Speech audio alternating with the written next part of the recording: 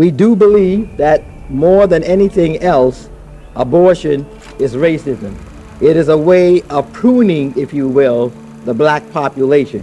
78% of your free abortion clinics were placed in black and urban areas. Black women never demonstrated, demanded, or even requested the right to an abortion. We've been asking for the right to decent housing, the right to education, in fact, the right to health care. And all we've been given free of charge is the right to kill our unborn child. 63,459,781.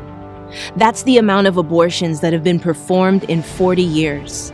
Each one of these numbers represents a voice, a story. The AND Campaign's Whole Life Committee is changing the narrative around abortion. I knew within a week or so that I was probably pregnant. The abortion procedure itself was amazingly grueling. I was in this really dark, cold space by myself. I felt like to get through the procedure, they had to give me drugs. The only eyes that gave me any light and hope were the nurse that held my hand through the procedure. I believe that in this new era, we really have an opportunity to present a new narrative of caring for both the mother and the child, valuing life in and outside of the womb. Far too many Americans have accepted the misconception that pro-life equals anti-woman due to serious and valid race and gender issues in conservative spaces. Shouldn't we be honest about the fact that eugenics is behind the history of abortion, particularly in predominantly black neighborhoods? Shouldn't we be honest that women have long suffered silently with the aftermath of having abortions? We all think our parents won't be supportive or that the father of the baby won't be supportive. And sometimes that is the initial reaction. But think about it, they're in shock too. I think what's kind of gotten overshadowed in a lot of talks of crisis pregnancy is just the one voice that she's listening to the most is his.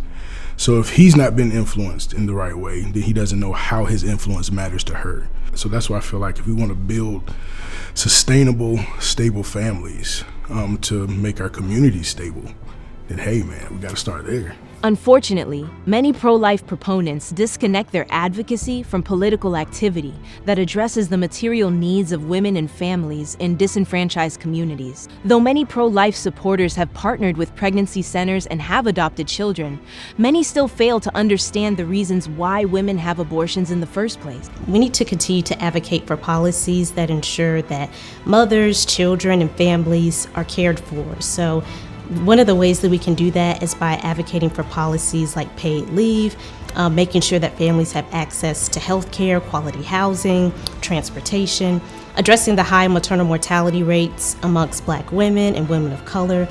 These are things that communicate to people that we value your life, we care. Once you have conceived a child, then you have to consider that child.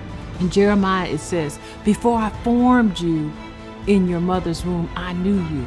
So every baby that is conceived has a destiny and a purpose. Our vision is to create a society that addresses and supports the quality of life for mothers, fathers, and children.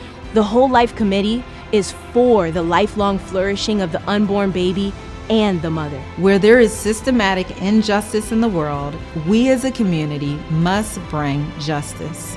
We must be the voice for the voiceless. For more information on how to join our Whole Life Committee, please go to andcampaign.org.